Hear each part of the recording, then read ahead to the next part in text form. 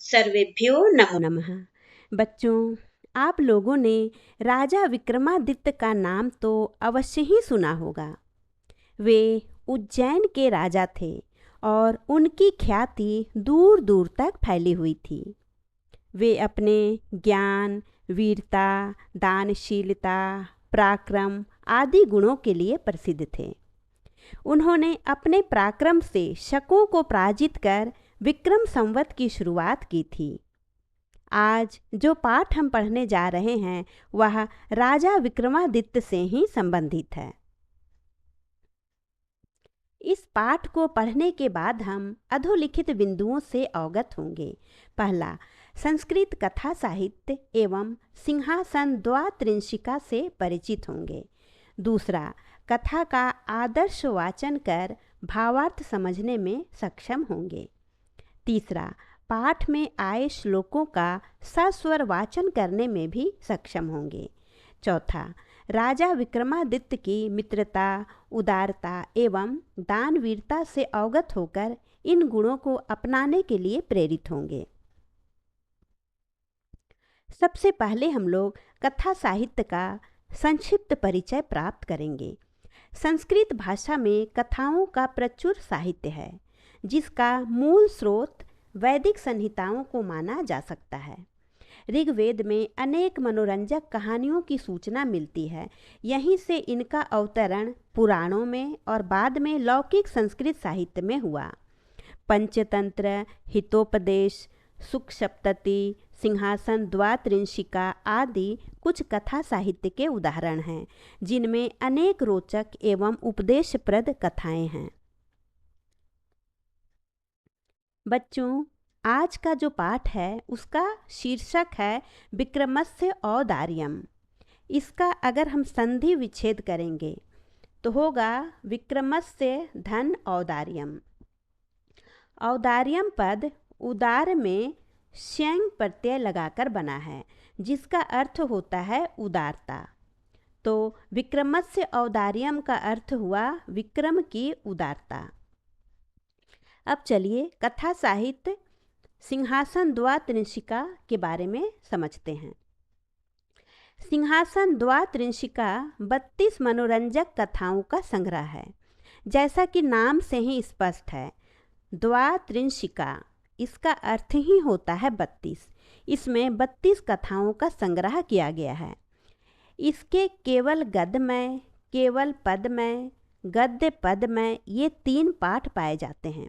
यानी कि यह जो सिंहासन द्वात्रिंशिका है यह केवल गद्य में भी लिखा गया है, केवल पद में भी लिखा गया है और गद्य पद दोनों मिलाकर भी लिखा गया है।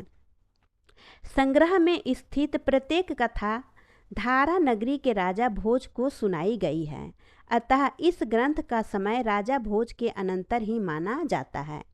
प्रसंग है कि एक टीले की खुदाई करने पर राजा भोज को एक सिंहासन मिला। वह सिंहासन राजा विक्रमादित्य का था। शुभ मुहूर्त में राजा भोज उस सिंहासन पर बैठना चाहता है, तो सिंहासन में बनी 32 पुत्तलिकाओं में से प्रत्येक पुत्तलिका राजा विक्रमादित्य के गुणों तथा पराक्रम की एक एक कथा सुनाकर राजा को सिंहासन पर बैठने से पुनः पुनः रोकती है। प्रत्येक पुत्तलिका ने राजा से यही प्रश्न किया कि क्या तुम में विक्रम जैसा गुण है? यदि है तो इस सिंहासन पर बैठ सकते हो, अन्यथा नहीं। और यही प्रश्न करके हर बार पुत्तलिका राजा भोज को सिंहासन पर बैठने से रोक देती है। अब चलिए पाठ के प्रसंग को समझते हैं। प्रस्तुत पाठ उपर्युक्त सिंहासन द्वात्रिंशिका से ही उद्धृत है। इसमें बताया गया है कि किस प्रकार राजा विक्रम को यह संसार असार प्रतीत होता है। अपने औदार्यवश वे संपूर्ण राजकोष को दान करना चाहते हैं। इसके लिए उन्होंने सर्वस्व दक्षिणा यज्ञ का अनुष्ठान किया। उस यज्ञ में सब कुछ परित्याग कर दिया, यहाँ तक कि समुद्र की ओर से प्रदान किए गए अद्वितीय 4 रत्न भी ब्राह्मण को प्रदान कर दिए। इस प्रकार से विक्रम ने अत्यधिक उदारता का परिचय दिया। अब चलिए इसी कहानी को विस्तार से पढ़ते हैं। पुनरपि राजा सिंहासने समुपवेष्टुम गच्छति। फिर भी राजा सिंहासन पर बैठने के लिए जाता है। यहाँ पर सम धन उपवेष्टुम तुमुन प्रत्यय है, इसका अर्थ हुआ बैठने के लिए। फिर भी राजा सिंहासन पर बैठने के लिए जाता है। ततो अन्य पुतलिका समवदत, तब दूसरी पुतलिका ने कहा समधन अवदत।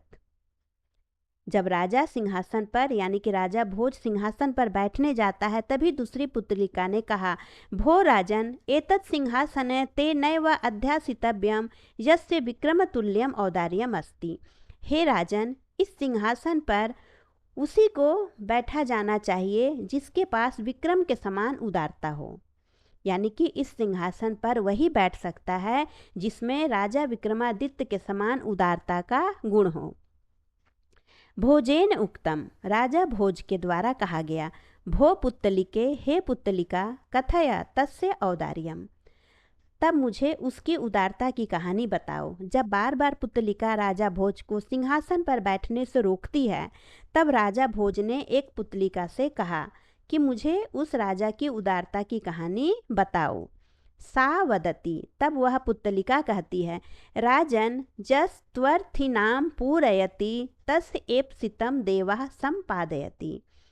वह पुतलिका राजा विक्रमादित्य के गुणों का बखान करते हुए कहती है कि वह राजन जो है वह या तू अर्थी नाम यानी कि याचकों का, जो याचकों की कामनाओं की पूर्ति करता है, उसकी सभी इच्छाओं को जो देव संपादित करते हैं।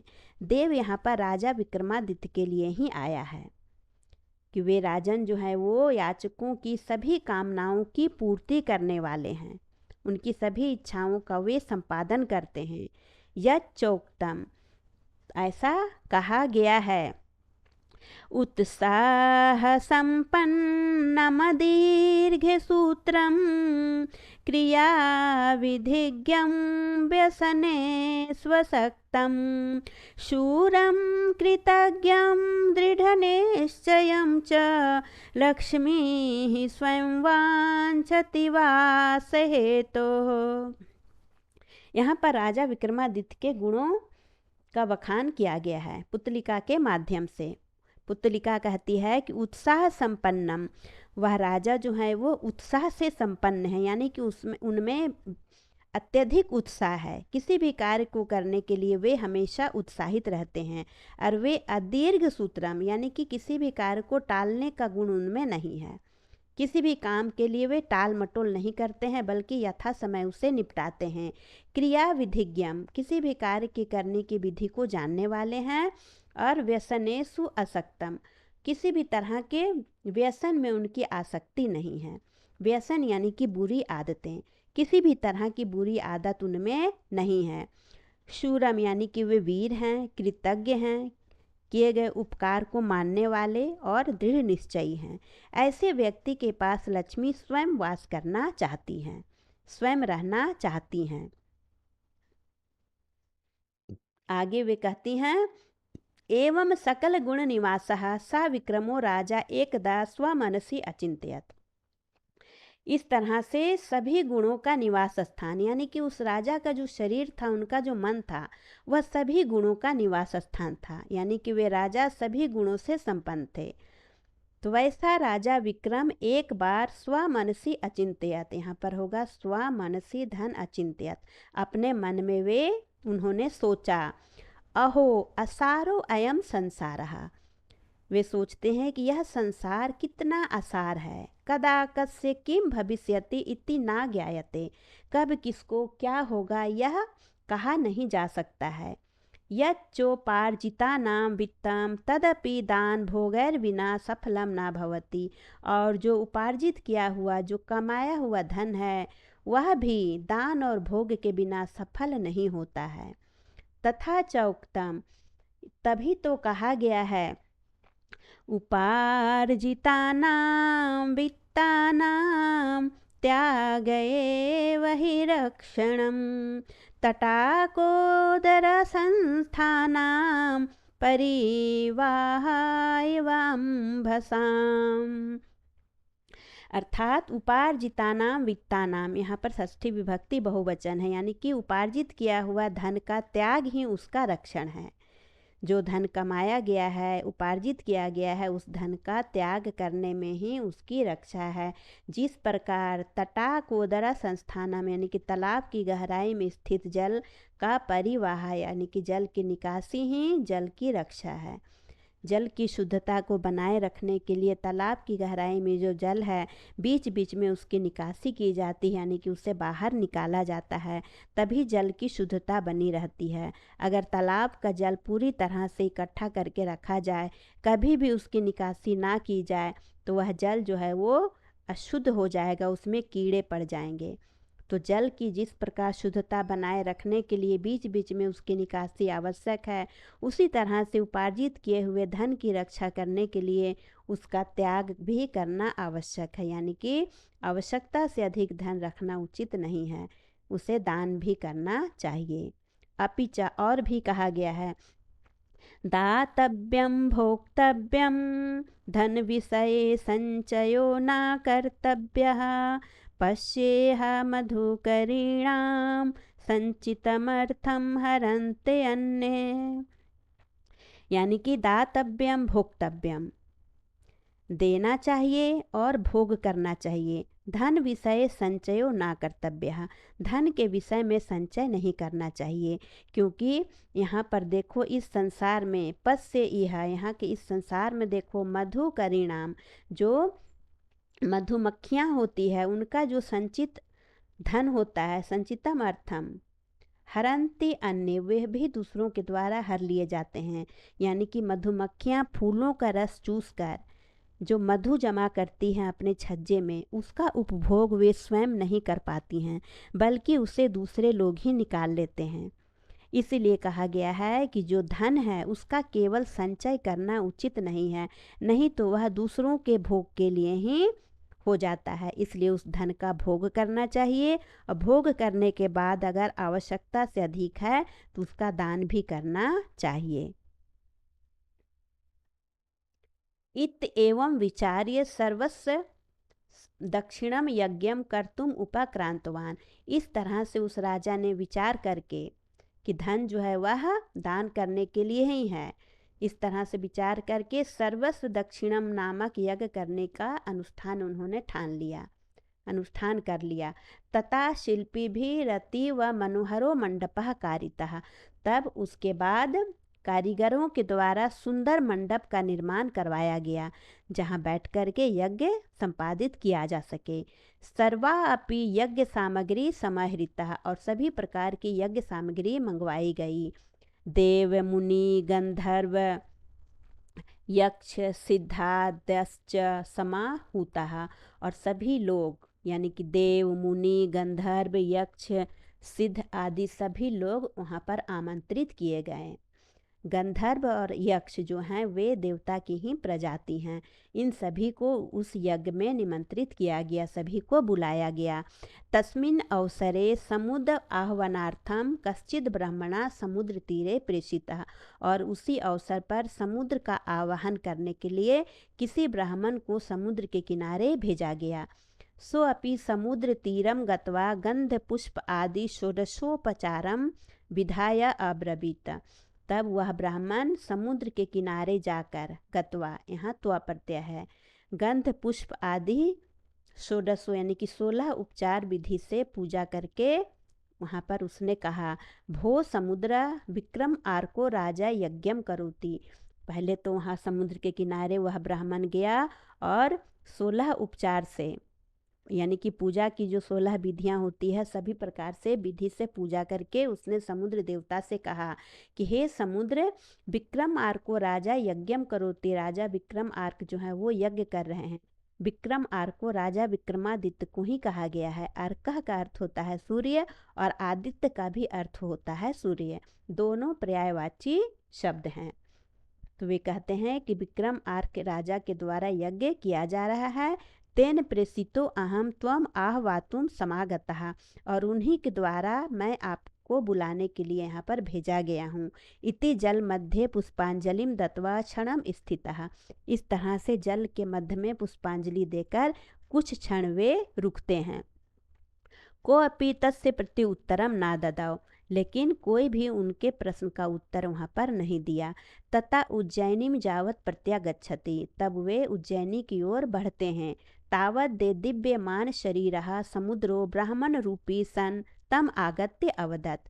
जब वे उज्जैनी की ओर बढ़ते हैं तभी एक चमकीले शरीर वाला समुद्र देवता जो है वे ब्राह्मण का रूप धारण करके उनके पास आकर के कहते हैं।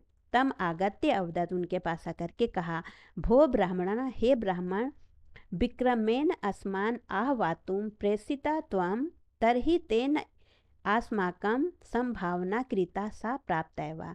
वे कहते हैं कि हे ब्राह्मण, राजा विक्रमादित्य के द्वारा तुम हमें बुलाने के लिए, हमें आमंत्रित करने के लिए भेजे गए हो, इसलिए उनके द्वारा जो हमारा सम्मान किया गया है उसे हमने प्राप्त कर लिया। समुद्र देवता यहाँ पर प्रसन्न होकर के ब्राह्मण से कहते हैं कि राजा ने हमें आमंत्रित करने के लिए, बुलाने के लिए जो तुम्हें भेजा है, उन्होंने जो हमारा सम्मान किया है उसे हमने प्राप्त कर लिया। एतद एव सुहृदो लक्षणम जत समये दान मान आदि क्रियते, और यही अच्छे मित्र का लक्षण भी है कि उचित समय पर दान मान आदि किया जाता है। उक्तम चा, कहा गया है, ददाति प्रतिगृह्णाति गुह्यं याख्याति पृच्छति, भुङ्क्ते भोजयते चैवा षड्विधं प्रीतिलक्षणम्। वे कहते हैं कि प्रीति का 6 लक्षण होते हैं। इस श्लोक में प्रीति के 6 लक्षण को बताए गए हैं। पहला है ददाति, यानी कि देता है, प्रतिगृह्णाति लेता है, गुह्यम आख्याति और गुप्त रहस्यों को बताता है, और पृच्छति पूछता है, भुंक्ते खाता है, भुंक्ते खाता है, भोजयते खिलाता है। ये 6 जो है वो प्रीति के लक्षण होते हैं, यानी कि जिनमें आपस में मित्रता होती है, प्रीति होती है, प्रेम होता है, उनमें आपस में ये 6 चीज़ों का आदान प्रदान होता रहता है। देना, लेना, गुप्त बातों की चर्चा करना, पूछना, खाना और खिलाना, ये 6 प्रीति के लक्षण कहे गए हैं। और कहते हैं, दूर स्थिता नाम मैत्री नश्यति, समीपस्था नाम वर्ध्यते इति नावाच्यम। वे कहते हैं कि दूर रहने वालों की मित्रता घटती है और समीप रहने वालों की बढ़ती है, ऐसा कहना उचित नहीं है। क्योंकि गिरौ कलापि गगने पयोदो, लक्षान्तरेर्कश्च जले च पद्यम्, इन्दुर्द्विलक्षे कुमुदस्य बन्धुर्, यो यस्य मित्रं नहि तस्य दूरम्। यहाँ पर कहा गया है कि ऐसा व्यक्ति को नहीं सोचना चाहिए कि जो दूर रहते हैं उनकी मित्रता कम हो जाती है और जो पास होते हैं उनकी मित्रता बढ़ती है, क्योंकि ऐसी बात नहीं है। क्योंकि मित्रता के कारण ही, आपसी प्रेम के कारण ही मोर जो है वो गिरी पर, पर्वत पर चढ़ जाते हैं। गिरव कहा गया है पर्वत को, कलापी कहा गया है मोर को। तो प्रेम के कारण ही मोर पर्वत पर चढ़ जाता है, और गगने पयोदो, बादल आसमान में, गगन में चला जाता है। लक्षांतरे अर्कश्च जले च पद्यम, और लाखों योजन दूर रहकर भी सूर्य, अर्का कहा गया है सूर्य को, लाखों योजन दूर रहकर भी सूर्य पृथ्वी के जल में कमल को खिला देता है।